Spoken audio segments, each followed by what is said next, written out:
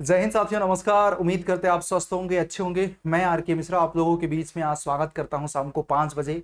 No doubt आज मेरी questions practice की सीरीज नहीं है, बट मैं आप लोगों के बीच में जाहिर पता है क्यों हूं, क्योंकि आज मैं आरआरबी जेई सीवीटी 2 के मैकेनिकल पार्ट से किस किस टॉपिक को पहले लिस्ट आउट करके आप लोगों को, जैसे कि आप रिवीजन कर रहे हैं या आप फ्रेशर हैं, बिगनर हैं, कौन कौन से सब्जेक्ट के किस टॉपिक को ज़्यादा पढ़ना चाहिए, तो उस पर मैं बात करूंगा, जहां से संभावना है कि आपके 80% सवाल आ सकते हैं।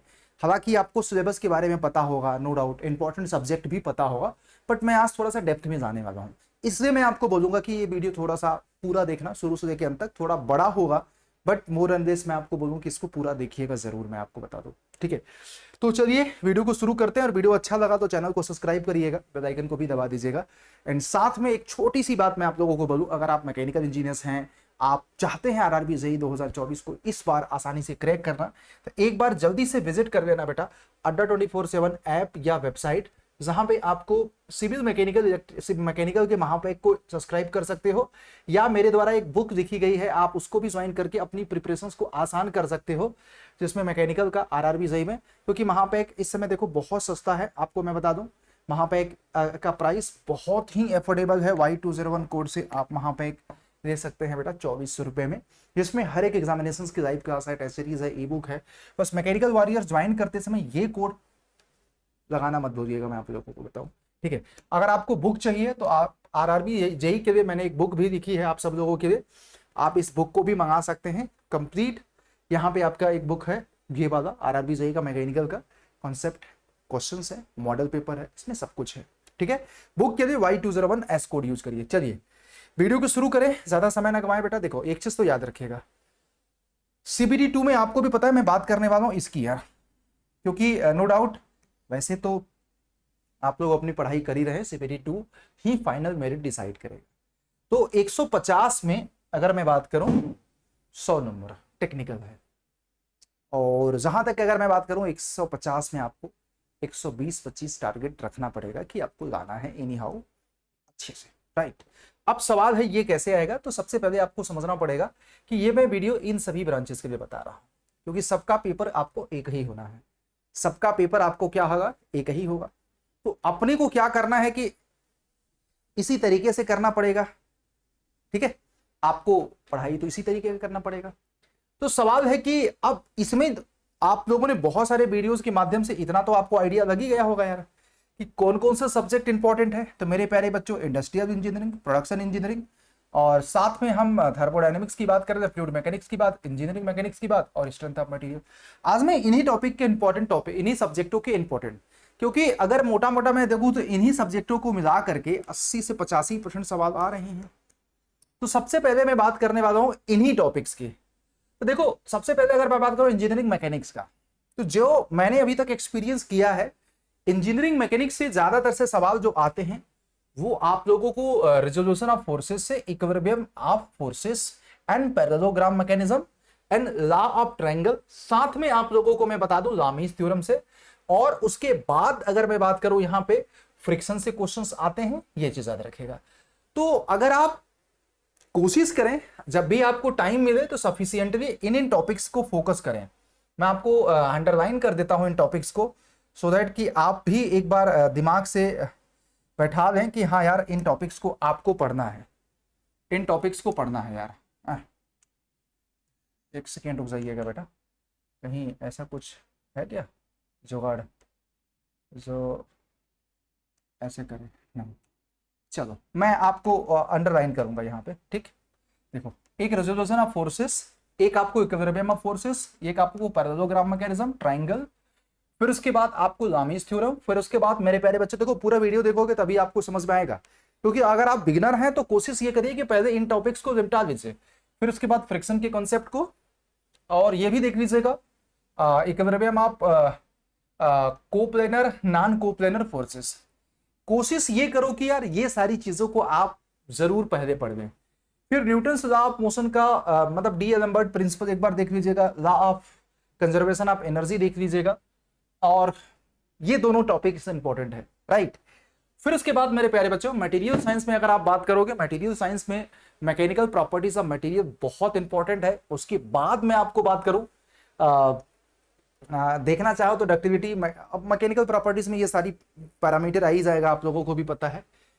फिर उसके बाद अगर मैं बात करूं आयरन कार्बन डायग्राम, इसमें क्लासिफिकेशन ऑफ स्टील के साथ साथ अगर मैं बात करूं दो तीन चीजें ऐड कर दो, एटॉमिक स्ट्रक्चर, एटॉमिक स्ट्रक्चर और iron carbon diagram material science में बहुत इंपॉर्टेंट है, साथ में हीट ट्रीटमेंट, हीट ट्रीटमेंट। तो अगर कुछ चीजें इसमें नहीं है तो इसका मतलब ये नहीं कि नहीं आएगा, आप नोट कर दो। एडिशनली सिलेबस के अपार्ट भी आपको एटॉमिक स्ट्रक्चर, चाहे एफसीसी हो, चाहे बीसीसी हो, चाहे आपका कोई सा भी हो, उसके atomic packing factor, coordination number, number of unit cell, ये सारी चीजें आप लोगों को क्लैरिटी होनी चाहिए, राइट। हम नहीं कहते हैं कि बहुत ज्यादा उसके डेप्थ में जाओ, डिफेक्ट्स वगैरह में, ये सब चीजें की जरूरत नहीं है। एंड बस इतना जरूर, iron carbon diagram, triple T curve, ये सारी चीजें आप लोगों के दिमाग में मटेरियल साइंस से एग्जाम में क्वेश्चंस आते हैं, राइट। फिर उसके बाद जब आपको स्ट्रेंथ ऑफ मटेरियल की बात करूं तो स्ट्रेस वर्सेस स्ट्रेन कर्व आप लोगों को अच्छे से याद रखना है। फिर उसके बाद मैं आपको बोलूं यहाँ पे shear force bending moment diagram, ये तो मुझे बताने की जरूरत नहीं है, ऑलरेडी आपको पता है कि बहुत इंपॉर्टेंट है। और फिर उसके बाद अगर आप डिफॉर्मेशन, इसमें बहुत सारी चीजें नहीं दिया है, तो डिफॉर्मेशन, डिफॉर्मेशन वाला चैप्टर, इलास्टिक कांस्टेंट्स वाला, इसमें एक दो चीजें और ऐड कर दो, इलास्टिक कांस्टेंट्स का, इलास्टिक कांस्टेंट्स का, और डिफॉर्मेशन वाला चैप्टर, डिफॉर्मेशन वाला चैप्टर, और इसमें आपको डिफ्लेक्शन भी ऐड कर दो, क्योंकि बहुत सारी चीजें अगर सिलेबस में नहीं दी है इसका मतलब ये नहीं कि आपको नहीं आ सकता है, ठीक है। डिफ्लेक्शन हो गया, और कॉलम और स्ट्रट, कॉलम और स्ट्रट, ये। और टाइम मिले तो थिन और थिक सिलेंडर के बारे में, थिन सिलेंडर और थिन स्पेयर प्रेशर वेसल के बारे में आप देख सकते हैं, राइट। तो ये स्ट्रेंथ ऑफ मटेरियल, क्योंकि यहां से भी क्वेश्चंस एग्जाम में आते हैं। फिर मशीनिंग में अगर मैं बात करूं, लेथ के बारे में एक बार देख लेना, lathe one of the important है। और फिर उसके बाद cutting, tool geometry, tool geometry, और यहाँ पे और बाकी turning, facing, taper turning, thread cutting, इन सब के बारे में थोड़ा सा आप लोगों को डिटेल करना है कि इनका काम क्या है, इनका काम क्या है, इसमें किस तरह के टूल यूज करते हैं, टूल की स्पेसिफिकेशंस बस। और फिर उसके बाद बाकी तो आप लोगों को पता है कि सेपर और प्लेनर के बारे में एग्जामिनेशंस में पूछा जाता है, सेपर और प्लेनर के बारे में एग्जामिनेशन में पूछा जाता है, ब्रोचिंग के बारे में, मिलिंग के बारे में, मैन्युफैक्चरिंग ऑफ गियर देख लेना, और हीट ट्रीटमेंट ऑफ अप्लाइड, अगर आप इसको स्किप भी कर सकते हैं तो कोई दिक्कत की बात नहीं है। बाकी मैन्युफैक्चरिंग ऑफ गियर, शेपिंग और हॉबिंग प्रोसेस को एक बार देख लीजिएगा। तो ये आपको मैंने डिस्कशन कर लिया। फिर बिल्डिंग आपको भी पता है, बिल्डिंग में classification of building one of the important topic है। फिर उसके बाद आपको आर्क बिल्डिंग देख लीजिएगा, और फिर उसके बाद आप लोगों को मैं आपको बता दूं ऑक्सी एसिटिलीन बिल्डिंग के बारे में आपको पढ़ना है, और गैस बिल्डिंग के बारे में गैस बिल्डिंग के बारे में आपको पढ़ना है, ठीक है। तो ये चीज आपको ध्यान में रखना है। और उसके बाद आपको सोल्डरिंग और ब्रेजिंग, ये बहुत इंपॉर्टेंट है आप लोगों को मैं बता दूं।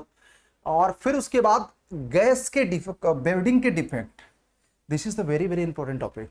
तो जितने पे मैं आपको रेड मार्क कर रहा हूं, तो कोशिश करो जब आप बिगिनर हैं प्रायोरिटी बनाओ, इन सारे टॉपिक्स को आपको अच्छे से पढ़ना है पहले, ठीक है। और मुझे उम्मीद है कि आप लोग पढ़ोगे। फिर उसके बाद लास्ट में टीआईजी एमआईजी के बीच में बेसिक डिफरेंस आप लोग देख लीजिएगा।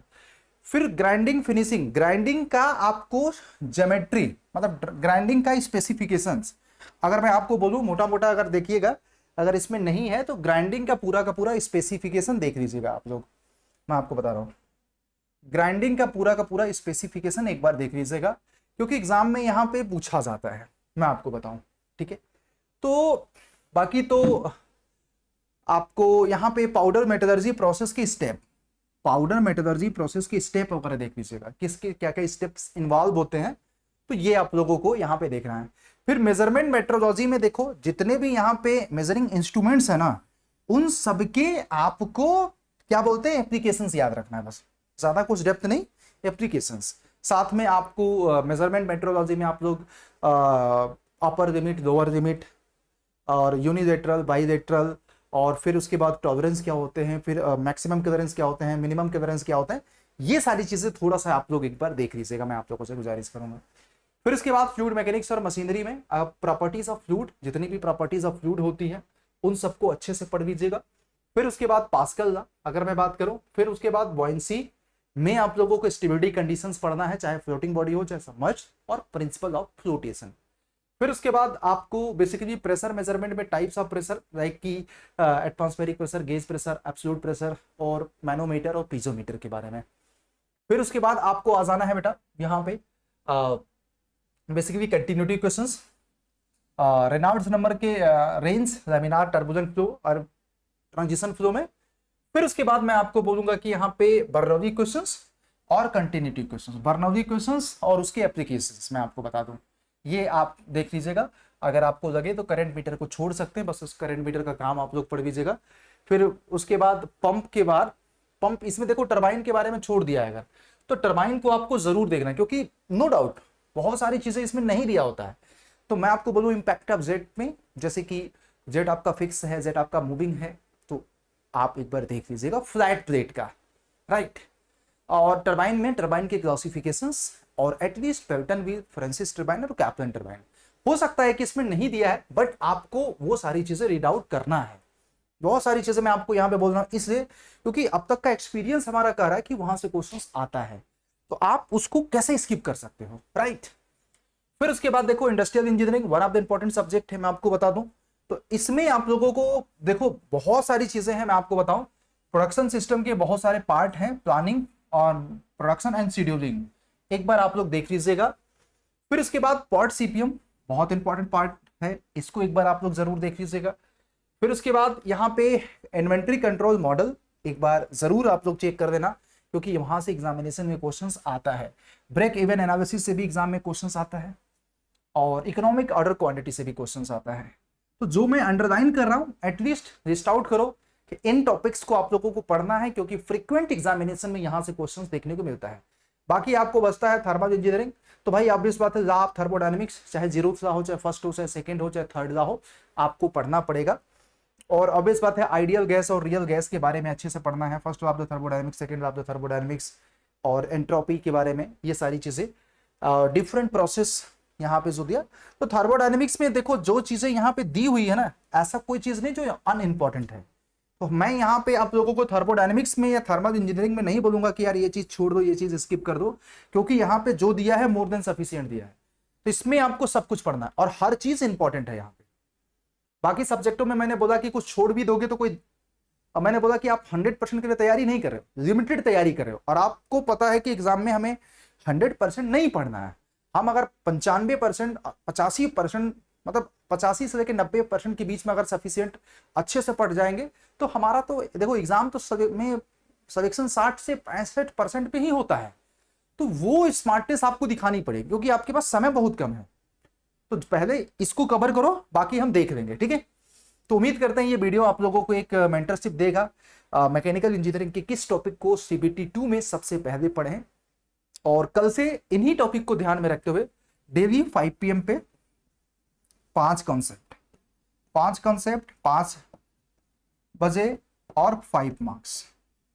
तो बहुत मजा आने वाला है डेली, और आप सब लोगों को ऐसे ही हाईली इंपॉर्टेंट सब्जेक्ट की कॉन्सेप्ट को डेली डिस्कशन किया जाएगा। स्टार्ट फ्रॉम प्रोडक्शन इंजीनियरिंग, इसमें भी बिल्डिंग शुरू कर दो, सब लोगों को आना है, मजा आएगा। एंड अगर आप चाहते हैं कि एकदम सीक्वेंस में विदाउट एनी हर्डल एप्लीकेशंस पे पढ़ना, तो मैंने आपको बता ही दिया। अगर बुक से चाहिए तो मेरी तरह बुक लिखा हुआ है, उसको आप ऑर्डर कर सकते हैं। बाकी आप लोगों के सामने सारे ऑप्शंस हैं। तो जय हिंद, जय भारत। महापैक मैंने आपको बता दिया, वो है वन स्टॉप सॉल्यूशन। धन्यवाद।